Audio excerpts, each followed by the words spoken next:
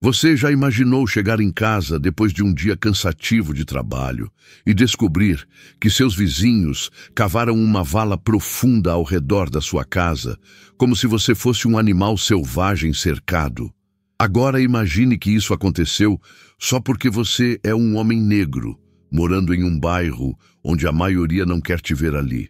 Eles não chamaram a polícia, não fizeram reunião de condomínio. Eles simplesmente pegaram pás, enxadas e cavaram, em silêncio, durante dias. E quando ele perguntou o motivo, um deles respondeu com um sorriso no rosto, para sua própria segurança. Foi assim que começou o pesadelo de Carlos Henrique, um técnico de TI de 38 anos, pai de 2 meninas e morador de um bairro de classe média em Jundiaí, interior de São Paulo. Carlos comprou a casa com muito esforço, financiada em 30 anos, e se mudou com a família, buscando paz e espaço para as filhas crescerem. Só que ele não contava com a reação dos vizinhos. Um grupo fechado, com seus próprios padrões sobre quem deve ou não morar ali. Primeiro foram os olhares atravessados. Depois, as reclamações vazias no grupo da Associação de Moradores. Em seguida, os barulhos estranhos à noite. Mas nada se comparava ao que ele viu quando chegou do trabalho em uma segunda-feira. Uma vala de quase 2 metros de largura e 1,5 metros de profundidade rodeando sua casa inteira. É para evitar alagamentos, disseram, com a cara mais lavada do mundo. Carlos sabia que aquilo não era só uma obra. Era uma mensagem, uma ameaça. Mas o que os vizinhos não sabiam é que, dias antes, ele tinha instalado câmeras escondidas ao redor da casa, justamente por desconfiar que algo estava sendo tramado. E o que as gravações revelaram foi muito mais do que racismo velado. Foi planejamento criminoso, deboches, piadas racistas e conversas que deixariam qualquer um indignado. Agora você vai conhecer essa história absurda e real, passo a passo, até o momento em que Carlos decide dar o troco, não com violência, mas com provas. Prepare-se para sentir raiva, indignação e, principalmente, orgulho da coragem de um homem que se recusou a abaixar a cabeça. Bloco 2. O início do conflito. Mínimo 1000 palavras. Carlos Henrique nunca imaginou que sua maior conquista se tornaria também sua maior provação. Quando ele comprou a casa no Jardim Bela Vista, um bairro arborizado e tranquilo de Jundiaí, achou que finalmente estava realizando um sonho de infância: dar à sua família uma vida segura, com espaço, sossego e dignidade. A casa era simples, mas bem construída, com quintal grande e uma garagem onde ele sonhava montar um pequeno estúdio para trabalhar de casa. Mas para os vizinhos da rua João de Paula, isso era um problema. Carlos, negro, trabalhador, técnico de TI há mais de 15 anos, entrou no bairro com a cabeça erguida. No primeiro dia, cumprimentou todos que encontrou. Levou bolo para o casal da casa da frente, Dona Miriam e seu marido, seu Antenor, ambos na faixa dos 70 anos. Deixou seu número no grupo da Associação de Moradores e se prontificou a ajudar no que precisassem. Mas a resposta foi um silêncio gelado, olhares tortos e um convite que nunca veio: o das reuniões mensais da associação. A primeira reunião aconteceu 2 semanas depois de sua mudança. Carlos só soube porque viu a movimentação de carros na rua. Todas as casas com as luzes acesas, gente indo e vindo com petiscos e pastas de documentos. Quando perguntou no grupo se aquela era a reunião da associação, ninguém respondeu.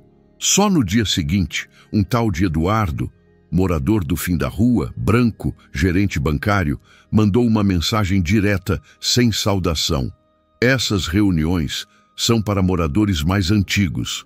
A gente tem um sistema interno já funcionando. Carlos ignorou. Não estava ali para bater de frente com ninguém. Seguiu a vida. Levava as filhas na escola, voltava, trabalhava de casa.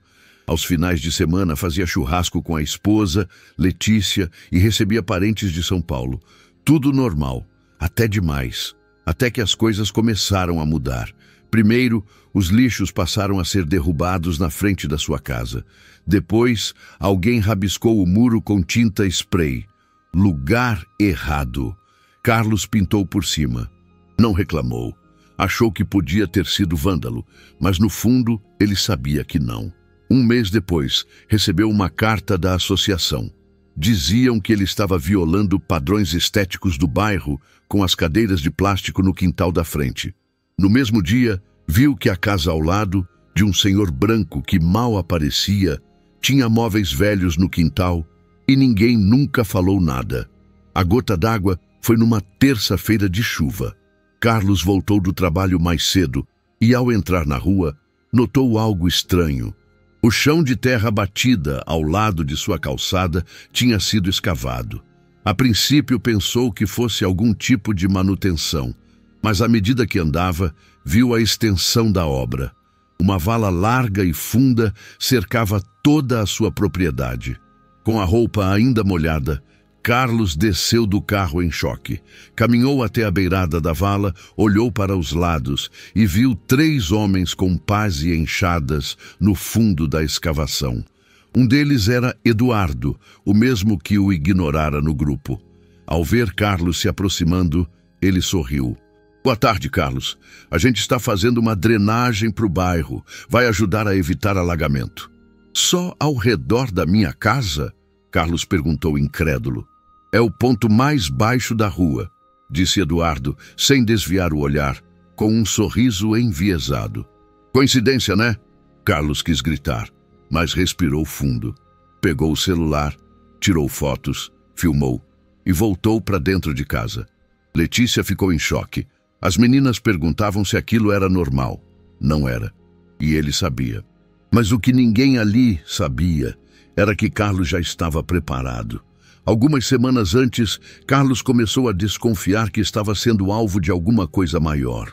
Sempre que saía de casa, notava conversas parando, portas fechando, olhares mais longos do que o normal. A gota foi quando, ao sair com o carro pela manhã, ouviu alguém murmurar: "Esse aí não dura 6 meses aqui." Naquela semana, ele instalou 4 microcâmeras escondidas nos cantos externos da casa. 2 voltadas para a rua, uma no fundo e uma voltada para a lateral, todas com visão noturna e gravação de áudio.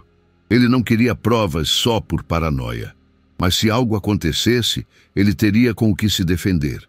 E agora ele tinha. Naquela noite, com as imagens já salvas na nuvem, Carlos passou horas assistindo tudo. E o que viu foi revoltante. Nos vídeos, Eduardo aparecia com outros 2 vizinhos, Maurício e Lúcio, discutindo o projeto da vala. Eles falavam em código, mas não faziam muita força para esconder o teor das intenções. Esse cara tem que entender que aqui não é favela, não. Queremos segurança, não bagunça. Já viu a quantidade de parente que vai na casa dele? Parece que é aniversário todo final de semana. Se não sair no cansaço, vai sair no aperto. Isso aqui é associação, não é hotel. As risadas eram constantes. O deboche escancarado. Em um dos trechos mais revoltantes, Maurício chega a dizer: "A sorte dele é que a gente ainda não está cavando com concreto e tampa por cima. Senão, ia virar um fosso medieval." Carlos sentiu o sangue ferver. Cada frase era uma confirmação de que ele não era bem-vindo, não pela sua conduta, mas pela sua cor. Mas ao invés de revidar na hora, ele foi à delegacia, levou os vídeos, fez o boletim de ocorrência. Depois foi à Defensoria Pública, consultou um advogado. Então, fez o mais importante: denunciou a Associação de Moradores ao Ministério Público por prática de racismo institucional. Enquanto o processo corria em sigilo, Carlos também fez contato com uma repórter local da TVTEC Jundiaí. Sem dar muitos detalhes, contou que tinha imagens de um possível crime de injúria racial em andamento e que, se necessário, tornaria tudo público. Letícia estava assustada, mas apoiava cada passo. As filhas começaram a ter pesadelos. Carlos passou noites em claro, revezando entre editar os vídeos, organizar documentos e fortalecer sua denúncia. E foi aí que, numa sexta-feira de manhã, Eduardo tocou a campainha, sem camisa, suado, com a pá ainda na mão. Carlos, olha, a gente andou pensando, talvez tenha passado do ponto. A obra pode ser desnecessária mesmo. Vamos conversar. Mas Carlos não abriu o portão. Agora não dá, Eduardo. Você vai ter que falar com o Ministério Público. O sorriso sumiu do rosto de Eduardo. Ele tentou manter a pose, mas os olhos entregaram o medo. Carlos, do outro lado do interfone, respirou fundo. Sabia que ali era só o começo. A guerra tinha sido declarada, mas ele não iria mais lutar sozinho. Agora tinha a verdade ao seu lado, e provas demais para serem ignoradas. Bloco 3. A reação. Provas, pressão e justiça. Mínimo 1000 palavras. O som das pás parou. As risadas no fundo da rua sumiram. O que era deboche virou tensão. Carlos não precisava ameaçar. O simples fato de dizer Ministério Público já foi suficiente para o olhar de Eduardo tremer. Mas o que ele e os demais vizinhos ainda não sabiam é que Carlos não estava jogando palavras ao vento. Já havia protocolado a denúncia, organizado todas as provas em um dossiê digital e físico, e uma advogada da ONG Justiça Plena, especializada em racismo ambiental e conflitos urbanos, tinha assumido seu caso. Nos dias seguintes, o movimento na rua João de Paula diminuiu. Os vizinhos que antes caminhavam livremente agora desviavam da casa de Carlos. Ninguém mais cavava. A vala ficou pela metade, aberta, exposta como uma ferida no bairro. Letícia notava que algumas vizinhas pararam de dar bom dia na escola das meninas. Mas, ao contrário do esperado, Carlos não se isolou. Começou a andar pela rua mais devagar, de cabeça erguida, fazendo questão de cumprimentar todos. Agora, não era ele quem precisava se explicar. A reviravolta veio quando a repórter da TVTEC Jundiaí finalmente apareceu na casa dele com a equipe. Carlos hesitou. Sabia que tornar o caso público significava perder o pouco de tranquilidade que ainda tinha. Mas também sabia que histórias como a dele eram varridas para debaixo do tapete todos os dias, e que o silêncio era o que mantinha o sistema funcionando. "Você quer anonimato?" a repórter perguntou. "Não. Quero que eles saibam quem eu sou, e que eu não vou sair daqui." A entrevista foi gravada no quintal. Carlos contou tudo, mostrou trechos dos vídeos, leu trechos das mensagens do grupo da associação, onde ele era constantemente ignorado ou silenciado, e sem acusar nomes diretamente, para evitar um processo por calúnia, descreveu as atitudes dos vizinhos com detalhes que ninguém podia ignorar. Na semana seguinte, a matéria foi ao ar. O título: Vizinhos cavam vala ao redor da casa de técnico negro em Jundiaí. Racismo ou coincidência? A reportagem viralizou. Primeiro nos grupos de bairro, depois nas redes sociais. Um trecho da fala de Carlos virou clipe no Instagram. "Eles me cercaram como se eu fosse ameaça. Mas o que ameaça eles é ver um homem negro morando onde para eles só deveria ter gente branca." O vídeo explodiu. Influenciadores, juristas, ativistas e até vereadores começaram a comentar o caso. Em menos de 48 horas, a hashtag #UsAisCarlosResiste virou uma das mais postadas da região. Eduardo tentou reagir, mandou uma nota à imprensa dizendo que a obra tinha fins técnicos e que Carlos estava exagerando por motivos pessoais. Mas bastou que os vídeos das câmeras fossem divulgados, mesmo com os rostos borrados, para tudo ruir. As falas racistas, o tom debochado, as ameaças disfarçadas de piadas, tudo isso estava lá, gravado, com data, hora e áudio nítido. A Defensoria Pública entrou oficialmente no caso. A Promotoria de Justiça de Direitos Humanos recebeu o material e abriu um inquérito por prática de injúria racial coletiva e assédio moral comunitário com motivação discriminatória. um termo que poucos conheciam, mas que representava exatamente o que Carlos vinha enfrentando. No bairro, a situação virou guerra fria. Alguns moradores se posicionaram do lado de Carlos, mandando mensagens de apoio em privado. Outros, como Dona Miriam, cruzavam a rua só para não olhar na direção da casa dele. Eduardo e os outros 2 vizinhos, Maurício e Lúcio, sumiram das redes sociais e passaram a andar como quem deve. Mas nenhum deles pediu desculpas. Carlos continuava firme, mas cansado. As filhas perguntavam por que não podiam mais brincar na rua. Letícia tinha medo de deixar as meninas irem à escola sozinhas. Ele sabia que a luta era necessária, mas também sabia que estava pagando um preço alto. Numa terça-feira chuvosa, recebeu um convite da Câmara Municipal de Jundiaí. Queriam que ele falasse numa audiência pública sobre racismo ambiental e discriminação em loteamentos urbanos. No começo, recusou, mas Letícia foi direta. Você está no meio dessa história. Ninguém vai contar melhor que você. Na noite da audiência, a sala estava cheia. Representantes de bairros, líderes comunitários, advogados, estudantes.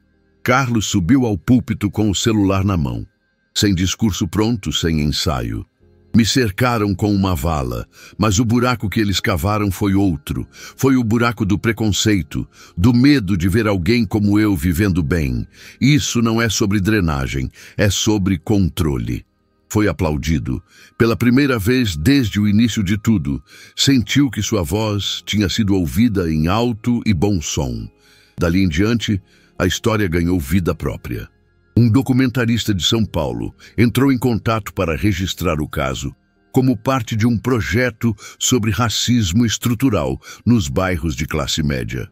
Carlos não quis fama, mas aceitou participar, com uma condição: que também mostrassem outras histórias, de outras pessoas. Enquanto isso, a justiça começava a se mover. Eduardo, Maurício e Lúcio foram intimados a prestar depoimento. As câmeras, os prints, os áudios, tudo havia sido aceito como prova. O Ministério Público pediu medidas cautelares, a reconstrução do terreno, indenização por dano moral e uma retratação pública da associação. Na rua João de Paula, o som das pás foi substituído por silêncio. A vala começou a ser aterrada, desta vez por uma empresa contratada, com supervisão da prefeitura. Letícia fotografou tudo. As meninas voltaram a brincar no quintal. E Carlos, apesar de ainda desconfiar dos olhares pelas janelas, sabia que tinha vencido uma batalha que muitos não conseguem nem começar. Mas ele também sabia que aquilo não era o fim. Bloco 4. O confronto final e a mudança. Mínimo 1000 palavras. Era uma manhã de quarta-feira, fria, úmida e cinza em Jundiaí. Mas para Carlos Henrique, aquele dia teria cor, peso e significado.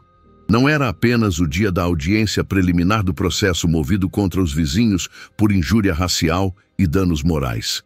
Era o momento em que ele, um homem preto, trabalhador, cidadão comum, colocaria frente a frente os responsáveis por tentarem humilhá-lo, não com gritos, nem com vingança, mas com provas, com dignidade e com verdade. Vestiu a única camisa social que tinha desde os tempos de técnico de suporte em São Paulo. Azul clara, passada na noite anterior por Letícia, que insistiu para que ele se apresentasse com o mesmo orgulho com que sempre sustentou sua presença naquele bairro. As filhas saíram mais cedo para a escola, sob os cuidados de uma vizinha simpática de outro quarteirão, que ficou horrorizada ao ver a reportagem na TV e se ofereceu para ajudar. Solidariedade que, até então, parecia impossível naquela rua. Na porta do Fórum Cível de Jundiaí, Carlos sentiu as pernas pesarem, mas não vacilou. Sua advogada, Carolina Farias, especialista em direito antidiscriminatório, o esperava com a serenidade de quem já tinha enfrentado dezenas de casos assim, mas com a consciência de que aquele era simbólico. Quando o caso de Carlos ganhou repercussão, dezenas de outras denúncias semelhantes começaram a surgir em todo o estado. Carlos, o que você está fazendo aqui não é só por você. É por um sistema inteiro que precisa ser exposto, disse Carolina enquanto caminhavam pelo corredor do prédio. Na sala da audiência estavam os 3 acusados: Eduardo, de camisa social branca e expressão fria; Maurício, com os olhos baixos; e Lúcio, o mais nervoso, roendo as unhas. Nenhum deles olhou diretamente para Carlos. Talvez vergonha, talvez medo, talvez arrogância, difícil dizer. Quando a juíza entrou e a sessão começou, o clima era tenso. A promotora iniciou relatando os fatos. A vala aberta ao redor da casa, sem justificativa técnica, os vídeos entregues por Carlos com falas explícitas de cunho racista, as mensagens de deboche no grupo da associação, o histórico de exclusão sistemática do casal em todas as reuniões e decisões do bairro. Em determinado momento, a promotora ligou o projetor. Na tela, um trecho do vídeo captado pela câmera lateral da casa de Carlos. Eduardo com a pá nas mãos, rindo e dizendo enquanto cavava: "Esse cara acha que é dono da rua agora? Vamos ver se ele aguenta morar numa trincheira." Silêncio absoluto na sala. Carlos mantinha os olhos fixos no telão. Letícia, ao lado dele, apertava sua mão com força. Quando chegou a hora de Eduardo se defender, ele tentou inverter a narrativa. A obra tinha a intenção de melhorar a drenagem do quarteirão. "Eu posso ter falado coisas infelizes em tom de brincadeira, mas jamais tive intenção de ofender." A juíza o interrompeu com frieza. "O senhor considera brincadeira cavar uma vala de quase 2 metros ao redor da casa de uma família, sem comunicar previamente, sem autorização e acompanhado de frases como as que acabamos de ouvir?" Eduardo engoliu seco. "Foi um erro, mas não sou racista. Tenho amigos negros." Carlos quase sorriu com ironia. Já conhecia aquele discurso. Frases vazias, repetidas por quem acredita que racismo é apenas ofender diretamente alguém e não agir para excluí-lo, silenciá-lo, empurrá-lo para fora de espaços onde não o querem. A defesa de Maurício e Lúcio foi ainda mais desastrosa. Disseram que só ajudaram na obra, que não sabiam que Carlos se sentia incomodado, que não entenderam a gravidade. Mas todos foram confrontados com as gravações. A juíza permitiu que apenas trechos fossem exibidos, suficientes para evidenciar o comportamento repetido de desprezo e exclusão. Então, chegou o momento de Carlos falar. Ele se levantou, caminhou até a frente da sala, com as mãos firmes e voz clara. "Durante meses, eu tentei acreditar que o que estava acontecendo era paranoia. Achei que o silêncio de vocês era apenas frieza. Achei que os olhares atravessados, as mensagens ignoradas e as regras aplicadas só a mim eram acaso. Mas cavar uma vala? Fazer piada disso? Isso não foi erro, foi escolha e o pior, vocês sabiam o que estavam fazendo, só não contavam que eu teria as provas." A sala ficou em silêncio. "Eu não sou ativista, não sou advogado, não sou celebridade. Eu sou um pai, um trabalhador, e eu tive que gastar energia, dinheiro e noites sem dormir para provar que mereço viver em paz. Não por algo que fiz, mas por quem eu sou." Carlos voltou ao assento com os olhos marejados, mas sem derramar uma lágrima. O peso daquilo tudo estava ali, visível, mas não mais calado. A juíza encerrou a audiência com uma frase que ele jamais esqueceria. "Há neste processo evidências concretas de injúria racial, de assédio moral e de tentativa deliberada de exclusão social baseada em cor e origem. O tribunal vai agir com o rigor que a lei exige. Mas espero sinceramente que todos aqui saiam transformados de alguma forma." Ontem, 3 semanas depois, saiu a decisão preliminar.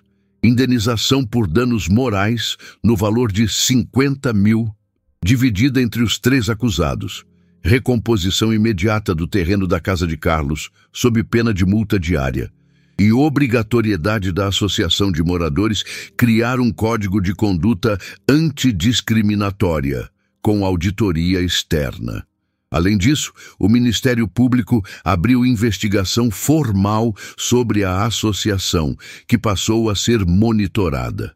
A notícia foi destaque em jornais de todo o estado. Carlos passou a ser convidado para debates, rodas de conversa e até palestras em universidades. No começo, recusava, queria apenas viver, mas percebeu pouco a pouco que sua história era muito maior do que ele. Começou a falar sim, mas sempre lembrando que muitos não têm câmera, advogado ou mídia ao lado. No bairro, o cenário também mudou. Um novo presidente foi eleito para a associação. Um jovem, filho de imigrantes nordestinos, que prometeu transformar a gestão e incluir todas as vozes. As filhas de Carlos voltaram a andar de bicicleta. A casa agora tinha um novo portão, mais alto, mas também uma nova placa. Aqui mora uma família preta, com orgulho e com direitos. Carlos e Letícia sentavam no quintal nas noites de sábado, tomando cerveja e ouvindo samba, como sempre fizeram, mas agora com uma sensação diferente. Não de vitória, mas de dignidade mantida. Bloco 5. Encerramento emocional e CTA, mínimo 800 palavras. Passaram-se 2 meses desde a audiência. O nome de Carlos Henrique já não estampava mais manchetes, e os comentários inflamados nas redes sociais haviam diminuído. A mídia foi atrás de outra pauta, como sempre acontece. Mas dentro da casa número 128 da Rua João de Paula, o impacto daqueles dias continuava pulsando em cada gesto, em cada conversa, em cada olhar silencioso trocado no café da manhã. Carlos não se sentia um herói, nem vítima. Sentia-se alguém que foi empurrado ao limite, forçado a provar que merecia o mesmo respeito que qualquer outro cidadão. E embora tivesse vencido a batalha legal, sabia que a verdadeira luta era mais profunda, como a vala que cavaram ao redor de sua casa. Uma vala simbólica que tentava isolá-lo, rotulá-lo, silenciá-lo, e que agora ele fazia questão de manter aberta para que todos pudessem vê-la, entendê-la e nunca mais repeti-la. A associação de moradores, antes rígida e elitista, começava a dar sinais de mudança. O novo presidente, Tiago, um rapaz negro de 29 anos, nascido e criado em Jundiaí, organizou uma assembleia extraordinária com todos os moradores do quarteirão. Pela primeira vez, Carlos foi convidado formalmente e aceitou. Na reunião, debaixo de um toldo improvisado na praça central do bairro, Tiago começou com uma frase que ecoou por todos os bancos de concreto. A Rua João de Paula cavou uma vala que não era só no chão, era uma vala de preconceito. Hoje, estamos aqui para enterrar isso. Carlos foi convidado a falar. Caminhou até a frente, com calma. Não havia raiva em sua voz, havia firmeza, experiência e, principalmente, verdade. Eu vim para cá com minha família buscando sossego, como qualquer um.